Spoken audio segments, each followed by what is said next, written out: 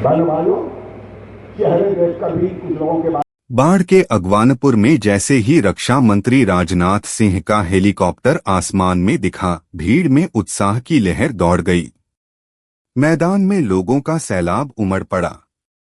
मौसम की मार भी जोश को कम नहीं कर सकी। बीच बीच में हो रही बारिश के बावजूद लोग मंच के सामने डटे रहे। राजनाथ सिंह ने अपने संबोधन की शुरुआत हल्के और मजाकिया अंदाज में गाय माता से जुड़ा एक प्रसंग सुनाकर की, जिस पर मंच और भीड़ दोनों में मुस्कान फैल गई।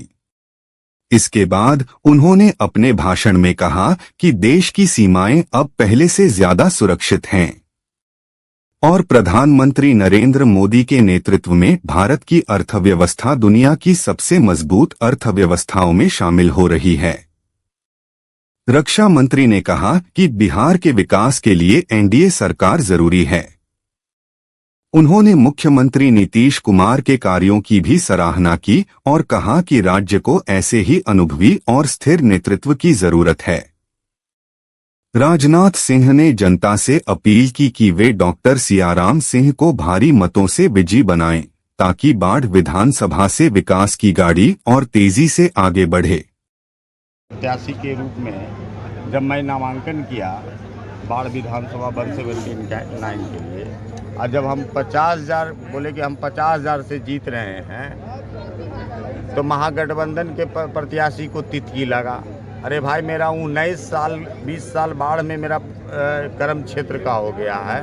एक चिकित्सक के रूप में, एक जनसेवक के रूप में बूथ है और गांव-गांव तक ना हम गए हैं।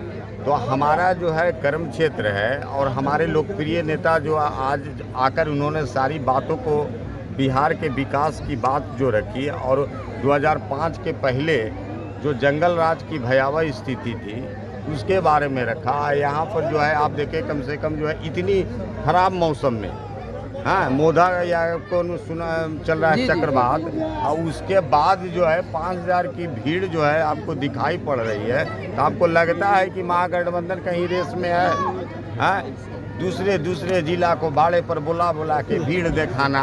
यहाँ भीड़ में पूछिए, यहाँ भीड़ सारे हमारे समर्थक एनडीए के हैं। आप किसी से बयान लीजिए, क्या आप पूछिए कि डॉक्टर सियाराम सिंह कहाँ से बोला है, आपको पता चलेगा। कुल बाढ़ का है, और कुल बाढ़ का है दम जो है नौजवान हमारे माता है घर का। आपको कहीं लगता है क्या? इसीलिए यहाँ पर कोई लड़ाई है ही नहीं। यहाँ जो है महागठबंधन के प्रत्याशी जो है अब वो भी सहम गए हैं, इसलिए यहाँ पर जीत सुनिश्चित है।